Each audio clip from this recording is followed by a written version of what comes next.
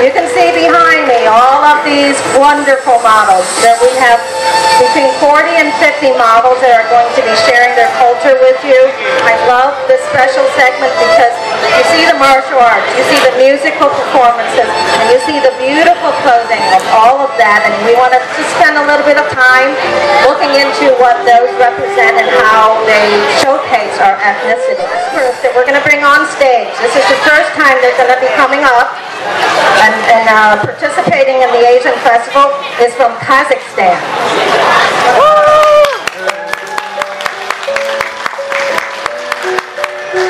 Kazakhstan is a rugged country in the Central Asia, marked by hot summer and very, very cold winters. In older times, the Kazakhs' clothing indicate their status, wealth, and approximate age. Kazakhs' clothing was primarily made of cotton, wood, and felt.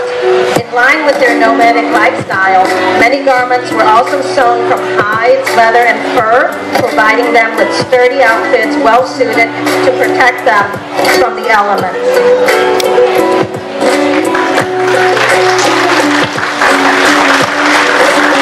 So her friends are modeling some traditional Kazakhstan women's clothing. These include long dress, kepsol, or a robe coat worn over top. Embroidery, felt, beads, silver coins, and stripes were all common forms of embellishment of the garment. Wealthy people are known to wear wide belts and gold buckles and would decorate their clothing with ornate patterns and precious stones. An interesting tidbit, only girls and young women were permitted to have red in their clothing.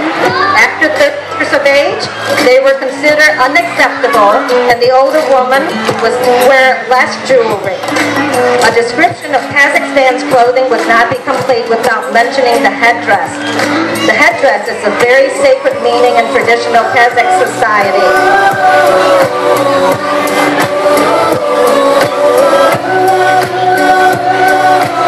So, you can see in the middle, Maya is wearing a very special headdress. It's called Sokole, up in the middle. It's a unique headdress that occupies a very special place in Kazakh traditional clothing. These are worn by brides.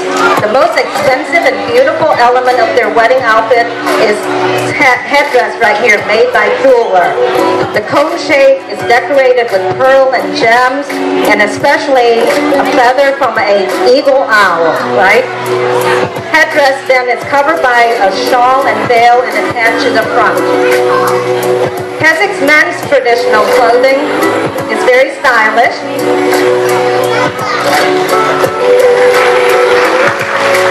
The men wear a long robe called shapan, made from wool and felt, and is worn over shirt or trouser. It's an important piece of clothing that reveals the status of the man. The coat is loose-fitting and often has colorful and gold embroidery. The design makes it easy to move in, so it is practical for daily use. The men would often wear skin hat, an felt hat, and a festive hat of rich colors and luxurious gold embroidery were worn for special occasions. Thank you, Kaza. One more? Okay, come on up. We have another model from Kazakhstan, and she's wearing, again, fabric made by the people of the steppe of Kazakhstan. Beautiful. Thank you.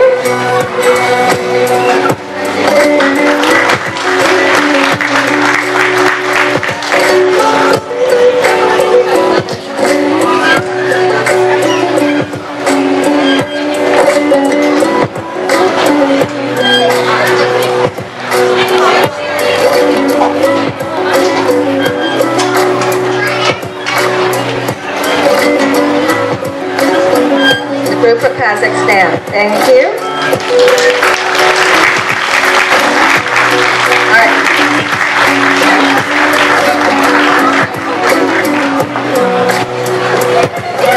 Next up, we have the country of the Philippines.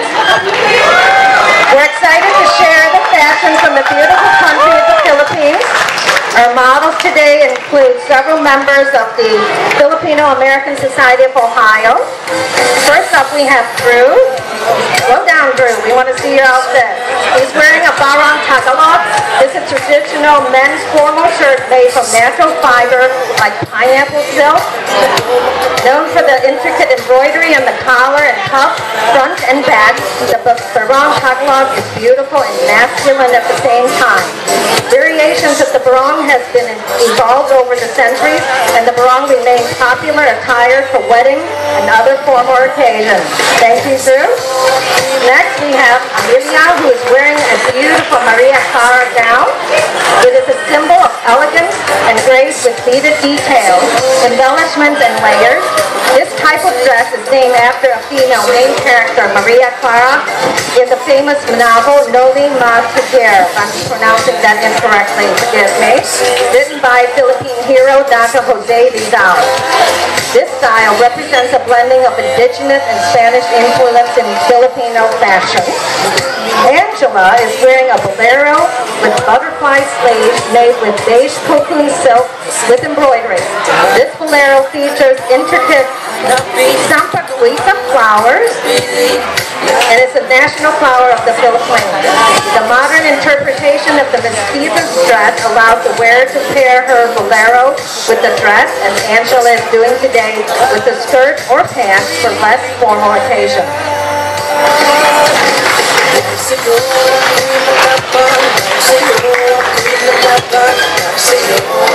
The last model for the Philippines is Christine, who is wearing a crop blouse with puffed butterfly sleeves, handmade in the Philippines of natural piña fibers. This top features a black window pane design with stunning black floral embroidery. Filipina tops like this make it easier for us to honor traditional design with a modern twist. And there you have it, the Filipinos outfit.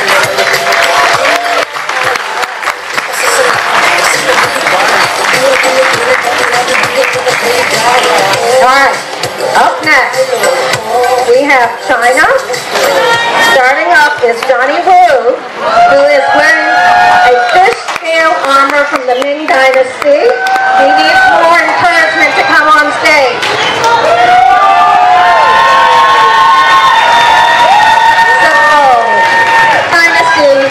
China from the 14th to 17th century.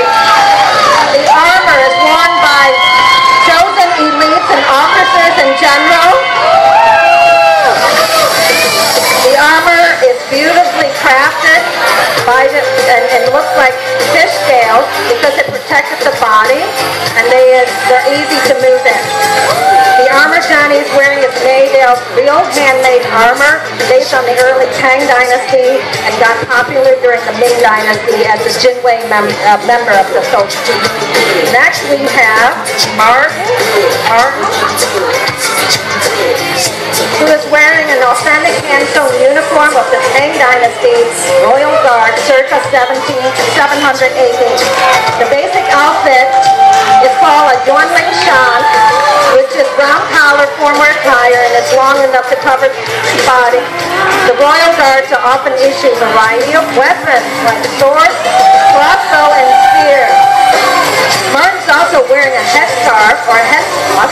It is one of the most important pieces of headdress in China's history for over 1,000 years.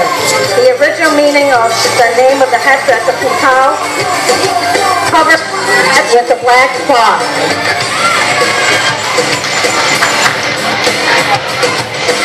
Okay, our next model, Sibyl, is wearing a beautiful hanfu. So we have the next group of several ladies who are wearing traditional hanfu clothing. Sibyl's wearing it from the Han Dynasty. We have ladies from the Chinese Phoenix Club wearing the Tang Dynasty outfit. These ethnicity make up more than 50 different ethnic groups in China, the Han being one of the largest with approximately 92% of the population. Next model is wearing a traditional qipao, or short qipao, which is a modern version of Chinese traditional clothing.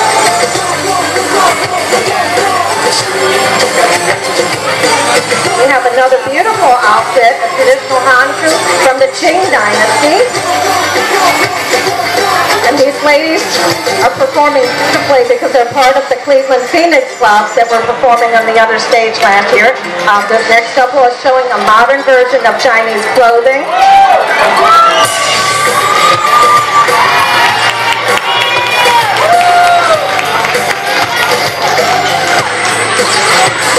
Beautiful, love that. Ballroom dancing. All right, our next group up is one of our MCs, Jennifer Hibbs. She's bringing her 2 children. We have Caleb, who is 10 months old, and then Liam, who is 2.5, but he might be a little bit shy. And they're wearing traditional Qipao. Young Liam is wearing a little hangman outfit right here, beautiful. Thank you, China.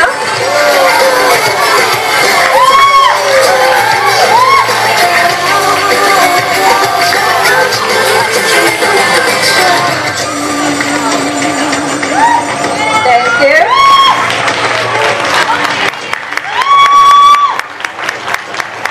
Look at young Caleb. Look at it. He's a Alright. Our next group, as you can see, coming up on the stage is from Taiwan, representing the indigenous people of Taiwan. Indigenous Taiwanese are Austronesian people with linguistic and genetic ties to other Austronesian ethnic groups, such as the peoples of Philippines, Malaysia, Indonesia, Madagascar, and Oceania. There is evidence suggests that they were living in Taiwan as far back as 15,000 years ago. The group is led by the electric techno neon god. He is the main character in a folk dance frequently seen in festivals at the Taiwanese temples. At first, people dressed up as gods to perform dances during religious parades and local temples. The outfits represented today is outfit to attend harvest, celebration by the Atayal people, which is the 3rd largest indigenous tribe in Taiwan. The patterns on the clothes symbolize the mountain and the eyes of the spiritual god that's protecting their homeland. Thank you to Taiwan.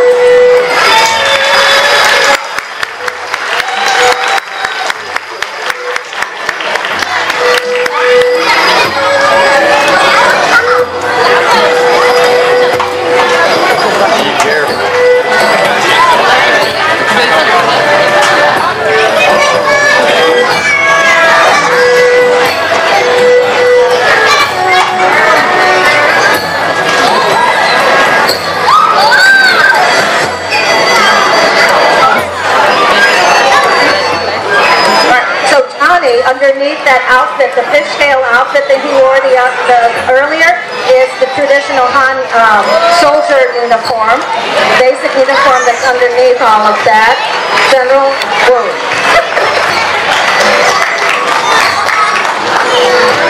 Thank you. Martin, did you change? No, you didn't change. Okay. All right. So next we have the country of Vietnam. So you'll see many women wearing the traditional áo dài. That's a traditional outfit of Vietnam. It has a long history that dates back to the early 18th century. It holds a special place in the hearts of Vietnamese and has become the symbol of grace and beauty that inspires many artists and musicians. The traditional áo dài has long sleeves. It fits tight around the neckline and the breast area. Our first model, Ching, who is wearing the gorgeous red lace áo dài suitable for wedding and festive events. Vietnamese brides often wear red on their wedding day. We have Anna next, wearing a beautiful black and pink áo dài, elegantly embroidered with sparkles that run down the chest and front panel. The swirling vine pattern had delicate charm, style of feminine beauty, perfect for cultural celebration with the traditional flair. Next we have Amy wearing a stunning, beautiful painted áo dài paired with the traditional non la or conical hat. Very graceful. We have also tea coming up. These two ladies are wearing painted aozai, showcasing the skilled craftsmanship of the artist. Paige is a regular member of our modeling group. She is wearing a beautiful aozai that is very silky and flowy, showing the gracefulness and the flow of the pattern. The aozai is worn over a loose tunic, contrasting color or coordinating color to make it look nice. So these two young men, slow down, don't hide around each other. Come on, Jaden, come in front. So the aozai are worn by both men and women, and the men you can see are much easier, much looser to wear. Come on, show it off. So these are mostly worn for special occasions, and you can see the ornate patterns of dragons and embellishment that's done on these outfits.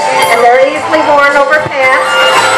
Thank you, Jaden and Michael, for modeling for us. Come on up, Vietnam.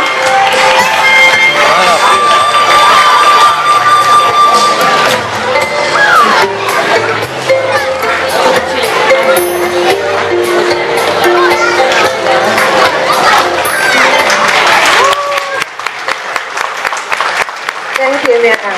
So next up we have clothing from Korea. Modeling the hanbok for us today is Surim and her children, her two children, also wearing traditional Korean clothing. Come on up. Surim is wearing the hanbok, which is the national garment of Korea. The term hanbok literally means Korean clothing. The hanbok can be traced back to the three kingdoms of Korea period, with roots in the peoples. It's now northern Korea and Manchuria. The hanbok can be classified into everyday, ceremonial, and special dress, and then further categorized by gender, by age, and season. It was made so that the wearer can have freedom in their movements. The unique lines of the hanbok appear at their greatest when the wearer is in motion. The tightly fitting jacket attractively reflects the shape of the upper body, and the wide, flexible skirt flatters the wearer's gracefulness by hiding the movement of the lower body so that the wearer appears to be floating on air. Thank you, Surim.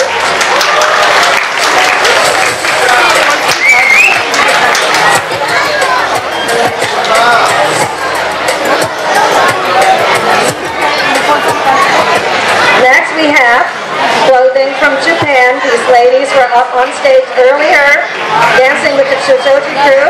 Young Claire is wearing perhaps one of the most nice article of clothing, the kimono.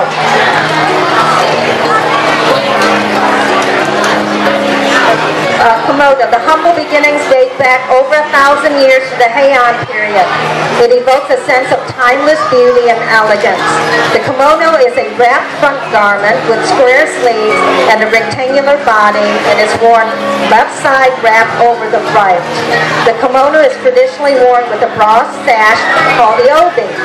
So Claire is wearing a dress from her grandmother that she used to wear when she danced many, many years ago. And I think these two young ladies are also wearing clothes that are handed down from the traditional of kimonos, which are handed down from generation to generation. Thank you, ladies.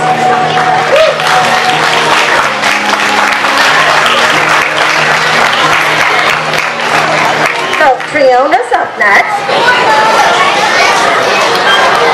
And Triona is showing a modern way, really not modern. She tells me it's very, very traditional way and casual to wear the kimono. The outfit features a vintage yukata with a bold red and check pattern, adorned whimsical motifs and bunnies and crescent moons.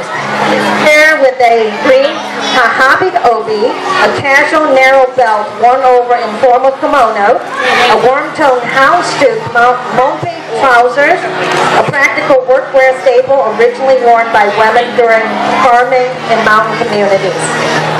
Designed for ease of movement and durability, Mompes are known for their relaxed fit and drawstring hands. And Triana is the proprietor of the Kimono Kazuni around the corner here as one of the shops that you should patronize, right?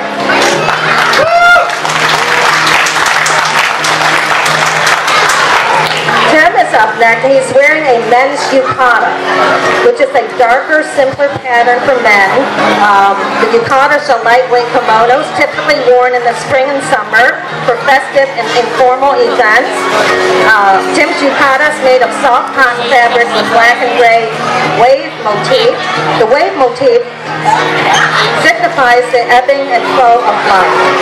The men's obi is narrower and tied lower in the hip than the women's obi.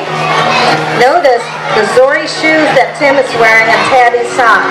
They are worn by both men and women. The socks are split-toed, allowing for more comfort when wearing the traditional shoe.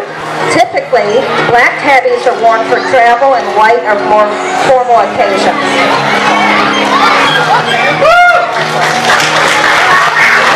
Alright, coming to the stage now is Hanaka, who is modeling the kimono as it is used for kabuki theater. Kabuki is a performing art that grew up in the Edo period. This particular kimono, the furisode, which literally translates to swinging sleeve, has longer sleeves and is the most formal type of women's kimono. It is traditionally worn by unmarried women during formal occasions. Hanaka is also wearing a katsura wig made of human hair with a steel base that is often worn as part of stage appearances. Notice the small black, oh, you're not wearing Michael shoes. Okay. Hanaka's face is made up for the stylized princess or young lady look for that Nihon Ryu on stage. Beautiful kabuki. You don't get a chance to see this daily, so enjoy.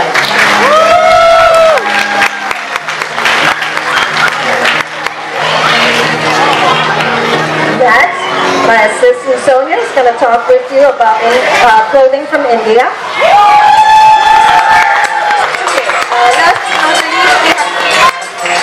Representing the country of India are members of the Cleveland Bollywood. First up, we have Roshni, who will be wearing an anarkali dress. This is a traditional South Asian garment known for its long, flowing, frock-style top and its thick-fitting bottom. It is named after a legendary courtesan, Anarkali, and has been popular since the Mughal era. The word Anarkali translates to the delicate butt of the pomegranate tree.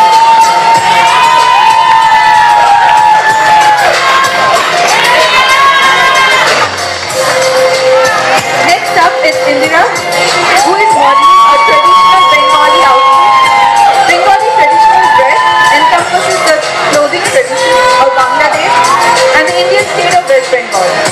The attire has been influenced by centuries of cultural evolution, religious practices, and geographical conditions. Bengali clothing is renowned for its simplicity, elegance, and comfort. Next up is Unasili. She is showcasing a traditional Kerala outfit known as Setu Mundu.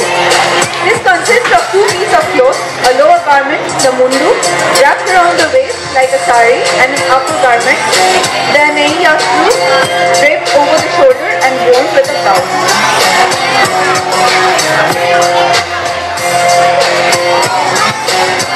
Next up is Manasa, who is showing a clothing from the state of Karnataka. It's known as Langa Dhavani. Women's traditional dress in Karnataka is diverse and colorful. The state is well known for its exquisite saris, each with its unique style and design. In addition to saris, women wear various traditional accessories such as bangles, necklaces, earrings, and more. The traditional jewelry is made of gold, silver, and other metals. Last but not the least, we have Aarti, and along with Aarti, we have, Aarti's friends who will be showing us the contemporary dress that is salwar kameez. It's mostly made of frock-style top and a bottom, which can be a tight pant or a loose pant.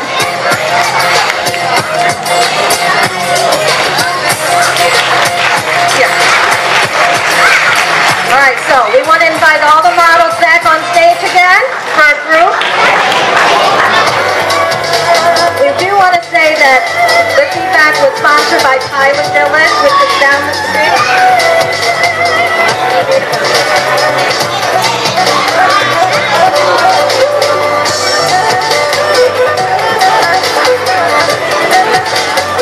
We're going to line up here close to the front of the stage, or in front, and you don't have to stay in your group.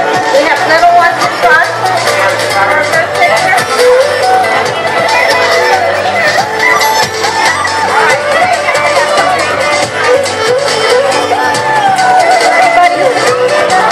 You might need to layer it up.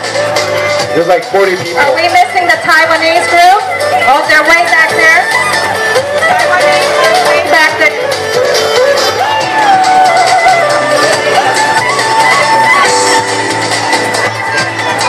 We're missing the Taiwanese group, but they're back there at the land sign. Taiwanese group. Okay. So, you can't hear me. I'm not loud enough. Do you like the event so far? Hey, Taiwanese group, we need you guys. Everyone, 1, 2, 3, say Taiwanese with me. 1, 2, 3. Taiwanese! The Neon God, we're waiting for you. You can't have this group without the big guy.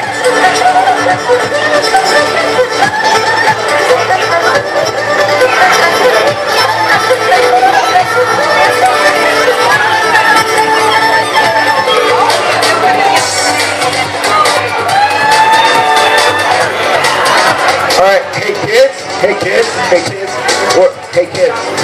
need to take a picture, so you guys are kind of in the way right now, sorry. If you can move to the side, it would be awesome.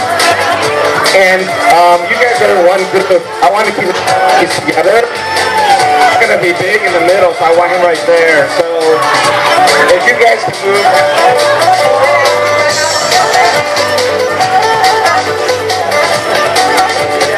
And if you guys move that way a little bit. Make room for the Neon God to be seen.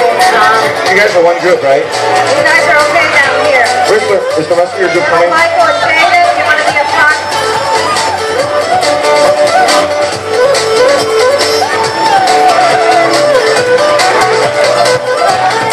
Alright, we're going to go Michael first.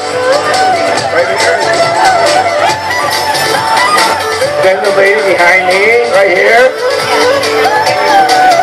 Michael, if you can lower your camera real quick.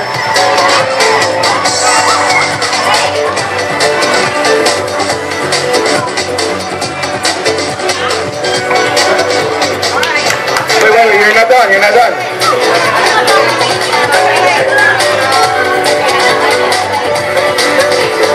Because after all that, I gotta get a shot too.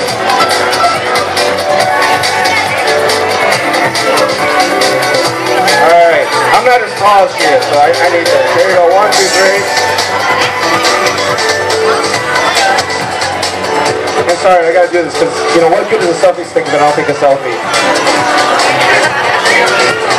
Thank you. These ladies, everyone, if you want pictures, Here we head go. to the 1, 2, land 3. side. Thank you very much. Thank you, Juan, for putting this together. Great job, everybody.